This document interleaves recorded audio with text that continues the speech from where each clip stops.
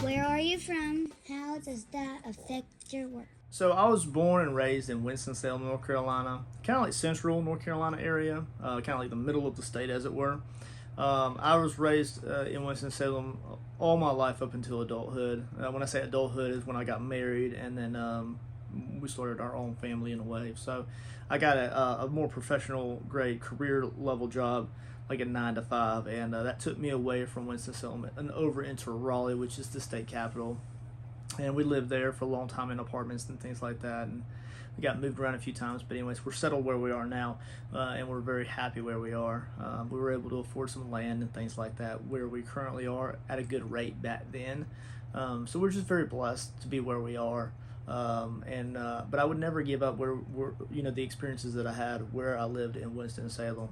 I did all sorts of things. Went to high school, skipped a lot of school. Not gonna lie, raised a little bit of hell, but it was definitely an experience. I had great parents throughout my whole life, even to this day, wonderful parents. Very blessed. 2 siblings. One of them who is in kind of the art educational path. So she's kind of in that sphere, but we've always been very artistic, all of me and my siblings. So it's just something that kind of runs in our blood, as it were. None of us are true professional, like full-time artists or anything like that, but we've all dabbled in types of art. It's just definitely kind of influenced me a little bit in my artistic path that I've been on in the last few years or so.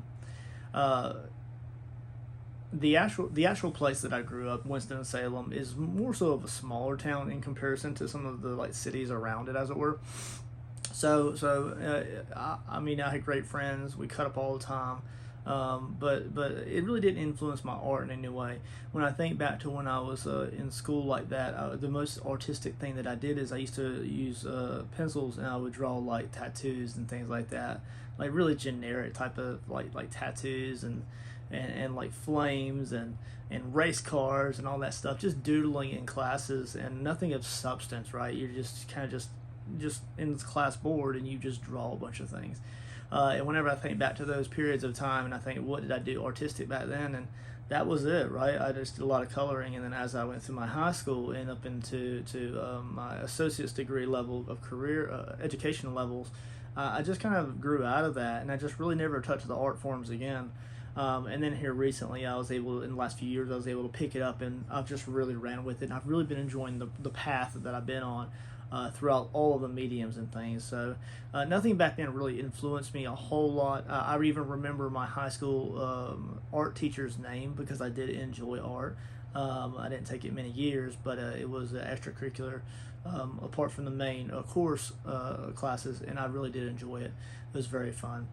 And his name was Mr. Hawks. So hopefully he may watch this one day, maybe not, and he'll at least know that he inspired one person in some way, at least back then in the art forms. I really did enjoy his class. I enjoyed the art classes, and I really didn't touch art until recently, but it's always been in the back of my mind, and I always look around and think, I can make that, and if you put your mind to it, then you can do so. So I wouldn't trade anything that I ever have for to give up any of the experiences that I've had in the past where I lived originally.